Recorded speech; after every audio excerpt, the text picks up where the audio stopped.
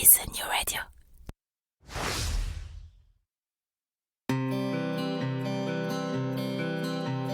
Cela fait partie des choses qu'on n'explique pas.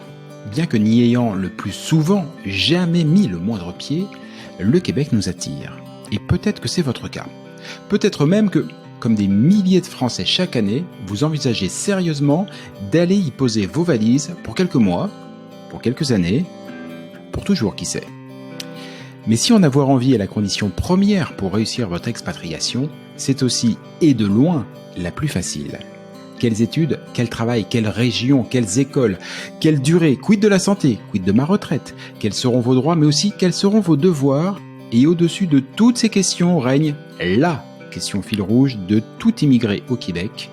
Comment obtenir le permis de séjour dont j'ai besoin? Et puis d'abord, lequel est-ce?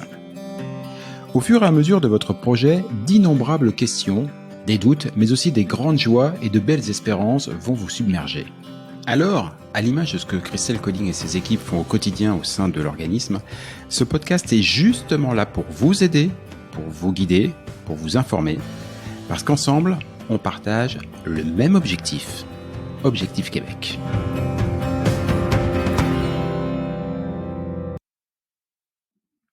Salut Christelle. Bonjour Jean-Michel. Objectif Québec, le podcast, épisode 36. Christelle, lors du précédent épisode, tu nous as expliqué quels étaient les meilleurs moments pour lancer son projet d'expatriation, ou plus exactement, quelles étaient les bonnes durées, en nous expliquant que tout ça était très varié, bien évidemment. Parce que tout cela, et ensemble on le répète à longueur de podcast depuis maintenant 36 épisodes, ça nécessite du temps, du travail, de l'engagement et aussi accessoirement un petit peu d'argent. Et parmi les divers grades recherchés, il y a évidemment l'emploi, le job ou en bon québécois, la job. Celui qui facilitera votre intégration et rendra possible votre vie sur place. Alors forcément, si on a la chance d'avoir déjà décroché ce job, a-t-on vraiment besoin de s'imposer tout ce lourd et fastidieux parcours de préparation au départ? Christelle, je vois tes sourcils qui se froncent. J'arrête. Je grogne, mais c'est bien, ça arrive. Ce podcast arrive à point nommé parce que j'ai des exemples concrets comme ça. Je veux pas faire que grogner. Non, évidemment. Ça, c'est un point. Non, mais c'est un podcast super intéressant de sujet parce que c'est quelque chose que je rencontre très souvent puis qui est très français à la base. Puisque on sait pourquoi on part, parce que le Québec parle français, donc on n'a pas besoin de se préparer. Donc ça, c'est un peu ce que tout le monde ferait s'il y avait aucun obstacle à l'immigration, c'est que tout le monde irait sans se poser aucune question. Le fait qu'il y ait, entre guillemets, un obstacle apparent d'un point de vue français à l'immigration et qu'on peut pas rentrer comme ça, c'est aussi pour ça que le français, à un moment donné, est obligé de s'asseoir pour dire est-ce qu'il n'y a pas des choses à faire. Donc ça, c'est bien pour le français parce qu'il a besoin de s'asseoir pour réfléchir un peu. N'empêche que, même si ça, c'est 70% des Français qui peuvent pas rentrer facilement comme ça au Québec, qui commencent à se poser d'autres questions. Pour ceux pour qui c'est hyper facile de rentrer au Québec, je parle par exemple des infirmières, tous les emplois très en demande, les soudeurs, tout ce qui est la métallurgie, donc la santé, puis tout ce qui est informatique, enfin bref. Eh bien, comme c'est facile, on se pose pas la question, puisqu'on a eu un emploi très rapidement. Ah tiens, j'ai postulé, j'ai eu un emploi. Si j'ai eu un emploi, à quoi bon me préparer à quoi que ce soit derrière? Et moi, je peux t'assurer que j'en ai peu qui font la démarche de se dire, oui, j'ai eu un emploi, mais quand même, il y a peut-être des choses à savoir. Outre les choses basiques. Non, je voudrais bien être accompagnée. Donc, il y a ceux qui nous écoutent, Jean-Michel. Faut te dire que, Christelle, on a écouté vos podcasts et oui, tu as peut-être raison, on a besoin d'être préparé et accompagné. Mais j'en vois, et là, c'est pour ça que je dis ça tombe à point nommé parce que j'ai eu l'expérience, je travaille avec un partenaire, avec plusieurs partenaires en emploi, mais il y en a un qui me disait, Christelle, moi, j'accompagne, j'ai recruté beaucoup de Français, puis je voudrais les préparer parce qu'il a conscience, comme nous, que c'est bien qu'ils soient préparés. Alors, lui, il travaille très fort avec l'entreprise, il travaille très fort à chercher la bonne personne, c'est un recruteur, à la bonne personne pour la mettre au bon endroit. Mais en sa qualité d'expert du Québec, il sait que ces personnes-là devraient être préparées et mieux préparées que d'avoir qu'une offre d'emploi. Et on a fait un petit exercice l'autre fois et il me dit, bah tiens, j'en ai 4, 5. Est-ce que tu les préparerais, etc. et tout ça. Je dis, oui, bien volontiers. Ouais, c'est mon cheval de bataille. Au Ma mission. contraire, c'est ça. Je suis missionnée pour faire ça. Donc, au contraire. Donc, on a fait juste une petite visio avec lui, puis et puis ces 4-5 candidats qui étaient là. Et là, je dis, oh là là là là là là, mon Dieu, mon Dieu. Là, je prends une claque parce qu'en fait, je suis confrontée à des personnes qui ont eu une offre d'emploi, alors qui sont pas forcément infirmières. Ça, c'est vraiment, bon, voilà, ils avaient moins de 35 ans, ils ont eu un emploi spécifique, quelque chose, voilà. Mais aucune, pas du tout dans la démarche de préparation. C'est-à-dire, puisqu'on a eu un emploi, de quoi tu viens nous parler, quoi.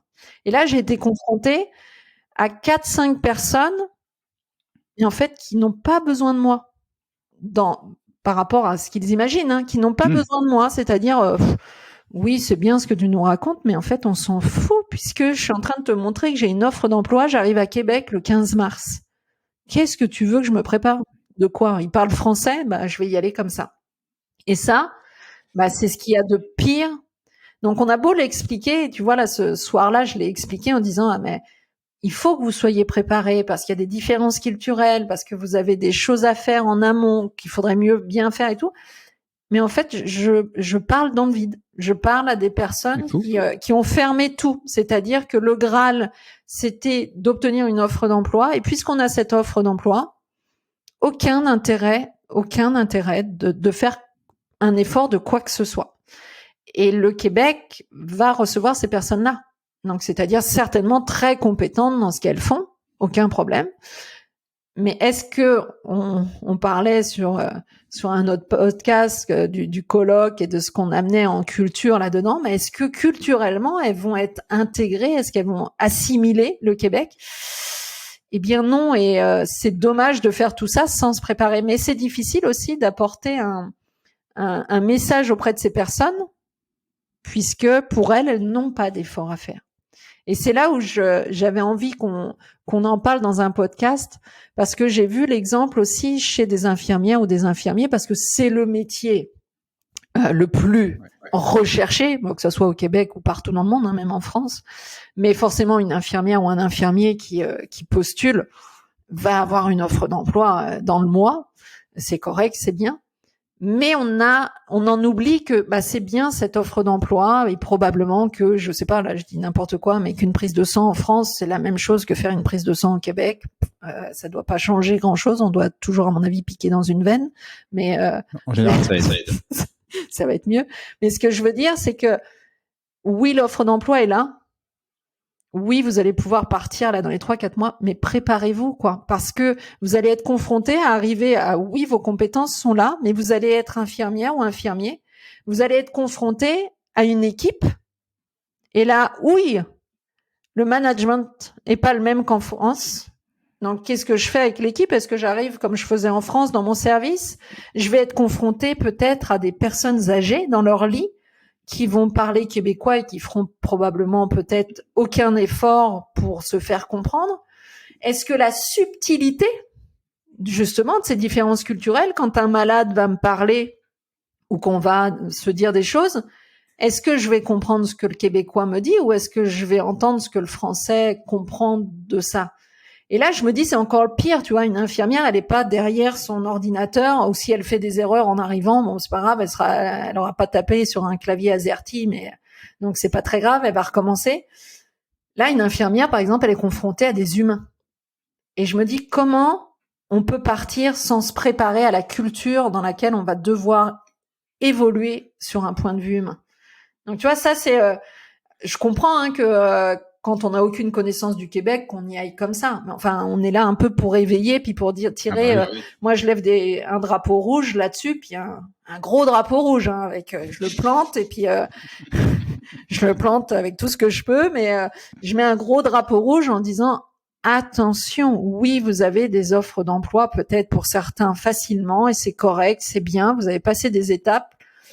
Mais c'est tout, il faut préparer plein d'autres choses. Si en tout cas votre projet c'est de rester, si votre projet c'est de donner quand même une bonne image de vous, de pas vous prendre 50 murs en arrivant, et puis voilà de vivre la chose le mieux possible. Donc vous voyez, c'est quelque chose qui me tient à cœur quand je vois tout ce qui se passe comme ça. Mais c'est vrai que c'est fou à quel point les gens, les Français en général, ont tous l'impression que sous le fallacieux prétexte qu'ils écoutent Céline Dion et qu'ils ont vaguement entendu parler de Robert Charlebois, ils connaissent le Québec. Ok, bah c'est la France avec un drôle d'accent. C'est ça. Alors déjà, rien que ça, une fois que vous serez là-bas, il va falloir comprendre que c'est vous qui avez un accent et pas les Québécois. Mais non, la différence culturelle, elle est... on en a parlé dans un podcast assez récent avec Benoît, où il parlait du Code Québec et des grandes différences et tout. Mais elle est tellement sous-évaluée, cette différence. C'est assez incroyable. Et oui, quand tu parles avec tes collègues, si tu parles, tu vas pas comprendre si t'as pas été éveillé à la culture québécoise. Tu vas te retrouver avec tes collègues, tu vas leur parler comme tu leur parles en France. Sauf que tu vas pas comprendre qu'à un moment donné, il y a des choses que tu évoques, que tu dis qui vont pas aller. Puis à l'inversement, tu vas pas entendre peut-être que une personne qui te donne un ordre était un ordre ou qu'il y avait des choses à faire d'une certaine façon. Tu vas pas le comprendre parce que t'as pas compris les subtilités québécoises ou t'as pas compris les codes. On parlait de codes tout à l'heure. C'est quoi le code pour communiquer et me faire comprendre du québécois? Parce que c'est dans ce sens-là que ça marche. C'est-à-dire que c'est pas aux Québécois de me comprendre, c'est à moi d'arriver, d'observer, d'écouter. Tu sais, je le disais à un candidat ce matin, des personnes qui s'adaptent très bien sont les militaires. Parce que les militaires, et c'est vrai, parce que déjà ils ont été habitués à bouger, à aller dans plusieurs pays, souvent en tout cas, ils se sont adaptés à chaque fois, mais parce que on nous apprend à être à l'écoute, à écouter et observer avant d'agir. Et en fait, si j'avais un conseil à donner, mais c'est ce qu'il va falloir faire en arrivant au Québec, observer, écouter avant d'ouvrir la bouche. D'accord? Donc déjà, si tu écoutes, si tu observes comment il fonctionne et si tu poses des questions sur ce qui est fait, là déjà on est pas mal. Mais le Français qui veut pas se préparer va pas être dans cette dynamique-là et c'est triste. Moi, ça me rend vraiment triste. Alors pour eux, oui, parce que ça veut dire qu'à un moment donné, ils nous ont pas écoutés. Donc oui. c'est dommage. C'est fou. C'est fou quand même. Mais surtout pour le Québec et les Québécois qui vont se dire encore un qui arrive et qui arrive en territoire conquis puis qui pense que ça fonctionne comme chez lui. Ça me fait un peu mal quand même pour le Québec. Ouais, c'est vraiment c'est vraiment dommage, c'est vraiment rageant. Ouais. Bon, ceci dit, à leur décharge, on en revient au début du truc. Une fois qu'on a trouvé un boulot, c'est quand même un gros morceau une grosse pression qui s'enlève. Ça allège quand même le processus. Entre guillemets, raison de plus d'ailleurs, pour pouvoir s'y impliquer. C'est-à-dire que puisque la stratégie, entre guillemets, a été, alors j'aime pas le mot facile parce que ça veut dire qu'ils ont des compétences qui sont là, qui sont en demande, mais à partir du moment où cette stratégie-là, tant mieux, on a eu une offre d'emploi, tant mieux, ça a été facile parce qu'il y en a qui vont peut-être mettre 1 an ou qui vont mettre 2 ans ou qui vont peut-être jamais pouvoir partir, tant mieux. Mais alors, vous avez, comme tu le dis, cette décharge mentale de vous dire, maintenant, il faut que je me concentre sur ma préparation, sur la préparation de ma famille. Tant mieux, je sais que j'arrive, qu'on va travailler tous les deux ou que j'y vais tout seul, que je travaille, tant mieux. Mais alors, reste leader de ton projet et vas-y, continue de travailler pour être encore meilleur et pas juste de dire c'est bon et puis je m'assois là puis je fais rien d'autre quoi, parce que il va rien se passer, je le dis toujours, restez sur votre canapé, il va pas se passer grand-chose. Ces personnes-là, tu les accompagnes aussi, même si entre guillemets il y a un projet qui est déjà bien sûr, quasi ficelé. Tu sais ce qui m'anime à chaque fois, moi, c'est les personnes qui sont engagées. Donc, c'est-à-dire que moi, quelqu'un qui vient me voir et j'en accompagne plein, dans tous ceux qu'on accompagne. Moi, j'ai des infirmières, plein de personnes qui me disent Christelle, on vient de trouver une offre d'emploi, ça y est, je suis infirmière et tout, mais j'ai écouté le podcast et j'ai bien compris qu'il fallait que ma famille soit prête, fallait que moi aussi je me prépare. Moi, j'accompagne plein de personnes et au contraire, le degré d'engagement, il est là, la volonté est là, on est parti, on y va, on a tout, on est aligné sur les choses sur lesquelles il faut travailler. C'est parfait, moi, ça me va. C'est du travail et franchement, c'est du bon travail pour l'avoir fait, voilà, pour l'avoir vécu, mais quel bonheur de se plonger dans une autre culture, dans une autre manière de penser. Je vous assure, à la limite, au final, vous aimerez certains aspects, vous en aimerez pas d'autres, mais dans tous les cas, vous en sortirez plus riche. Voilà. C'est meilleur. Tu sais, quand je dis dans l'académie, vous allez devenir une meilleure version de vous-même. C'est ça, c'est-à-dire que peu importe si tu vas rester au Québec 2 ans, 1 an, toute une vie et tout, mais ce projet-là que tu as préparé, ta connaissance du Québec, tu vas devenir meilleur, donc fais-le. Juste fais-le. Faudrait qu'on essaye de le vendre comme un slogan à une marque de chaussures. Ça doit pouvoir marcher, un truc comme ça. Juste fais-le. C'est ça. On peut Christelle, je vais te laisser à tes slogans publicitaires. Il y a un avenir quand même là-dedans et tout. Bon, je sais que tu es très occupé avec Objectif Québec, donc à la limite tu vas me les laisser, les slogans publicitaires, je vais m'en occuper. Mais il y a un truc à faire. Je te remercie beaucoup. Je te promets, la prochaine question, elle sera moins clivante. J'adore. Moi, j'aime éveiller pour réveiller certaines personnes pour se dire là il y en a des choses à faire. S'il y en a un qui nous écoutait, qui avait prévu de partir sans rien faire et tout, je pense qu'il est bien réveillé. Ouais, mais enfin moi je dis s'il a quand même écouté le podcast, c'est qu'il est déjà, puis s'il en est rendu au nombre de minutes là, au bout d'un quart d'heure, c'est que c'est bon, il va pouvoir entrer dans l'académie, je le sens bien. Il est prêt, il devrait bientôt te contacter. Merci beaucoup Christelle, on se retrouve bientôt. Bye bye. À bientôt, ciao.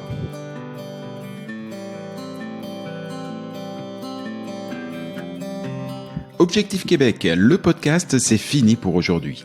Si vous y avez appris des choses, si vous avez toujours envie d'immigrer au Québec, et si vous êtes vraiment motivé, je ne saurais trop vous conseiller de prendre contact avec Objectif Québec. Avec leurs événements, leurs documents, leurs partenaires et tous les différents programmes d'accompagnement à la carte, Christelle et ses équipes vous faciliteront grandement la vie et vous proposeront tous les outils pour réussir votre rêve de vivre au Québec. Rendez-vous pour cela sur le site de objectifquebec.ca, objectif au singulier, Québec, tout ça en un seul mot.ca. Et donnez-lui une bonne note, ça fait plaisir à Apple et Google. Et puis nous, on va vous dire, on n'est pas fâchés. Rendez-vous sur un prochain épisode, et d'ici là, comme on dit au Québec, à tantôt!